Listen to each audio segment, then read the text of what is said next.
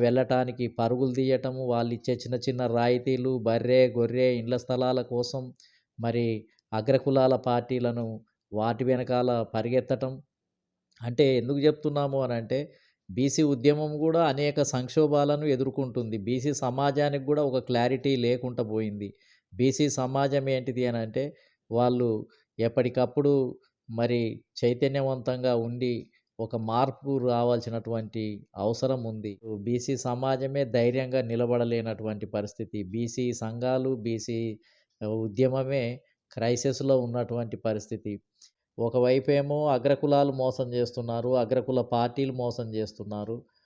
ఒకవైపేమో BC సంఘాలు గూడా BC ప్రజానీకాన్ని మోసం జేయటానికే ప్రయత్నం జేస్తున్నాయి. కానీ మన కులాలకు సంబంధించినటువంటి సంఘాలు, మన నాయకులు గూడా మన సమాజానికి మంచి జేస్తారని చెప్పి, మన సమాజాన్ని కాపాడటానికి ప్రయత్నం జేస్తారనుకుంటే, మన ప్రజానికి గూడా ఆసక్తి లేదు. ఒకవైపేమో అగ్రకులాలు, మరొక వైపేమో మన బీసీ కులాలు, బీసీ నాయకులు ఇన్ని రకాలైనటువంటి ఒడుదుడుకులతోటి ఎదుర్కొని ఈ సమాజాన్ని ఎట్లా మార్పు తీసుకురావాలి అనేది ఒక పెద్ద సమస్యగా ఉంది. ఇయాల బీసీ ఉద్యమం గూడా క్రైసిస్‌లో ఉంది.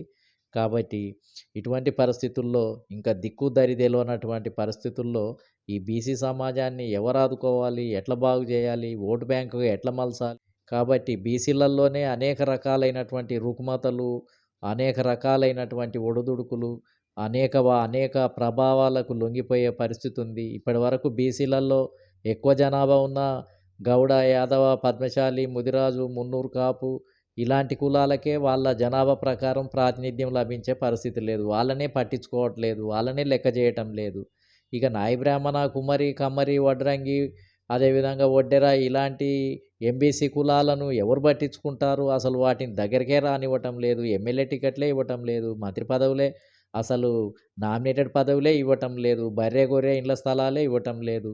ఇక సంచార బీసీ కులాలనైతే అసలు వాళ్ళను పట్టించుకున్న పాపాన్నే లేదు. వాళ్ళు పలకరించిన నాథుడే లేడు. కాబట్టి ఇవన్నీ జరుగుతూ ఉన్నా గాని, ఈ ప్రజానీకం ఎందుకు ఆలోచించటం లేదు? అన్యాయం చేస్తున్నటువంటి వాళ్ళకే మళ్ళీ ఓట్లు ఎందుకు వేస్తున్నారు? అన్యాయం చేస్తుర్రని తెలుసు. ఎమ్మెల్యే టికెట్లు ఇస్తలేరని తెలుసు. మంత్రి పదవులు ఇస్తలేరని తెలుసు. ముఖ్యమంత్రి పదవులు ఇస్తలేరని తెలుసు. ఇన్ని చేసి ఉద్యోగాలు ఇస్తలేరని తెలుసు. కాంట్రాక్టులు ఇస్తలేరని తెలుసు. అయినా గాని ఏంటిది అనంటే మళ్ళీ ఆ పార్టీల చుట్టే తిరిగి ఆ పార్టీలనే మళ్ళీ ఏంటిది అనంటే మోసం చేయటానికే ప్రయత్నం జరుగుతున్నటువంటి పరిస్థితి ఉంది. కాబట్టి ఇవన్నీ గూడా ప్రజానీకాన్ని ఎందుకు నమ్ముతున్నారు? ఎందుకు ప్రజల్ని మోసం చేసే పార్టీలను ఎందుకు నమ్ముతున్నారు? కాబట్టి ఇవన్నీ గూడా ఆలోచించాల్సినటువంటి సమయం ఆసన్నమైంది.